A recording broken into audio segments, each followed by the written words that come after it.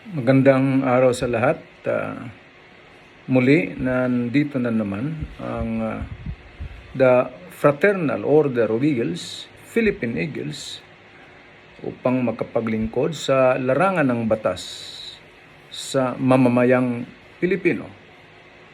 Sa ngayon, marami ng Limbas Eagles clubs dito sa Antipolo City sa lalawigan ng Rizal, kung saan kami ay dito nagsiservisyo. Ito yung topic natin na medyo masalimuot. May a parent be held criminally liable for kidnapping? Aba, pwede bang mananagot ng kriminal ang isang magulang sa kidnapping ng kanyang anak? Well, you will note that under the Family Code of the Philippines, the father as well as the mother, or the father and the mother, shall jointly exercise parental authority over the persons of their common children. So, in case of separation of the parents, parental authority shall be exercised by the parent designated by the court. In other words, although the family code says that the parents, the father and the mother shall jointly exercise parental authority over their children, there are instances na magkakaroon ng separation yan, in which case the court shall designate among the parents who should exercise parental authority. It may be the father or it may be the mother. But ito common naririnig natin that no child under 7 years of age shall be separated from the mother unless the court finds compelling reasons to order otherwise. In other words, general rule, basta ang bata is under 7 years of age, pag nagkahiwalay yung magulang, parental authority shall be with whom? The mother. Pero tika muna, hindi nangahulugan na laging sa nanay lang. Because for compelling reasons, the court may award the custody, may award parental authority to whom? To the father. Now, in our subject natin, now, may a parent be held criminally liable for kidnapping his or her child? Ordinarily, no, because as we earlier mentioned, the father and the mother shall jointly exercise parental authority over the persons of their common children. But note that we have Article 271 of the Revised Penal Code. If the victim is a minor and the accused is any of the parents, it may be the father, it may be the mother, it is provided that the offender, which may be the father or the mother, may be held criminally liable, may be penalized under Article 271 of the Revised Penal Code. Thus, a parent cannot be held liable for kidnapping under Article 267 of the Revised Penal Code. Itong Article 267, ito yung ordinaryong o pangkaraniwang provision, general provisions on kidnapping, defining and penalizing kidnapping. Well, this provision is not applicable if the offender is a parent. But the applicable provision is Article 271 of the Penal Code. For what act? For the act of a parents, which may be a father or a mother, for inducing a minor, their child, to abandon his home. Now, it is the act of inducing a minor by a parent to abandon his home.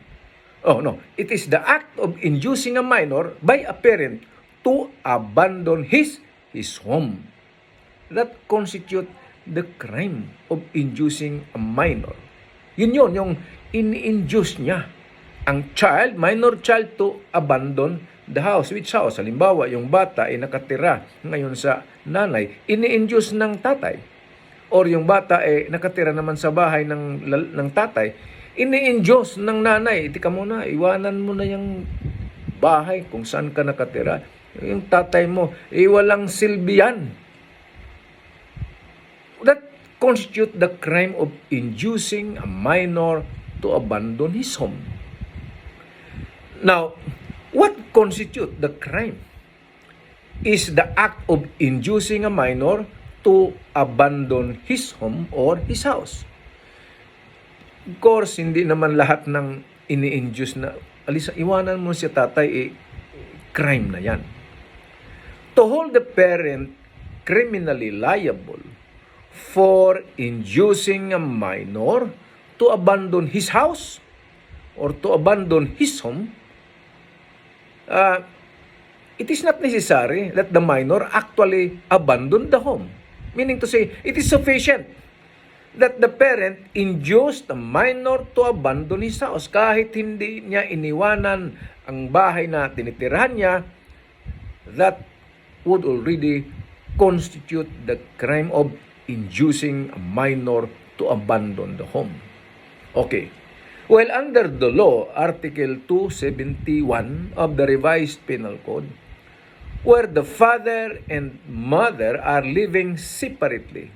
Okay, naghiwalay. Ipangkaraniwan sa bansang ito yan.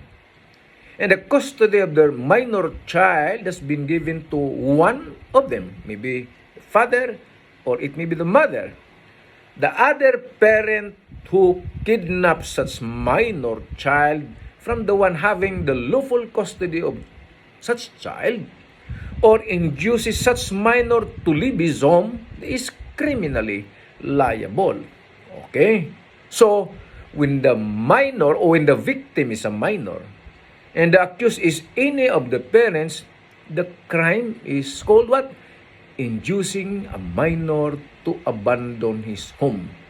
But you will note that to be punishable, the inducement must be actual. Tutuhanan, actual.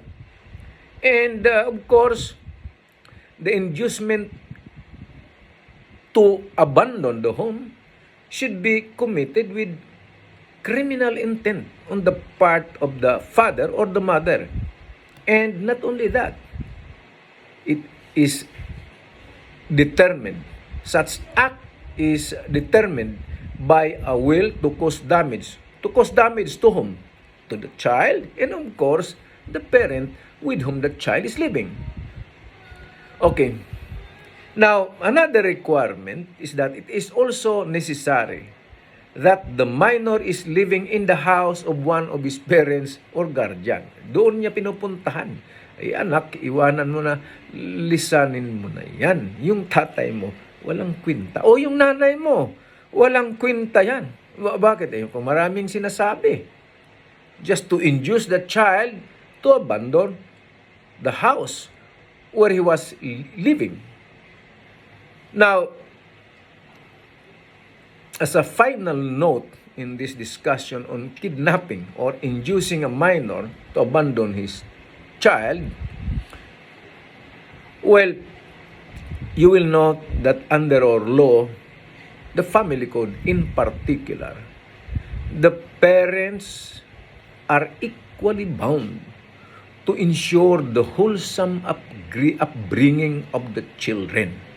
Meaning to say, the wholesome upbringing of the children is not only the duty of the mother or the father. It is the duty of both of them. So what? Do not kidnap your child. Do not induce your child to abandon the home where he is living. Kung talagang nagkahiwalay na kayo. Well, mga kababayan, this is another legal service from the Fraternal Order of Eagles, the Philippine Eagles. Through, of course, the several clubs in Antipolo City, Rizal. First, we have the Limbas, Japan, Lakambini Eagles Club. We have the Limbas, Mandaragit Eagles Club. We have the Limbas, Matayog Eagles Club. And Limbas, Magiting Eagles Club. Maraming salamat sa pagpatronize sa programang ito ng Fraternal Order of Eagles, kung saan sa linggong ito ay nagdedeklara ang dating President Ramos na itong linggong ito ay itong Eagles Week na ito na celebration, specifically ng the Fraternal Order of Eagles, Philippine Eagles, where we belong. We are proud members of the Fraternal Order of Eagles, hindi dahil nagyayabang, hindi yon. We are proud because we exist to serve our country and our countrymen. Maraming salamat sa inyong lahat.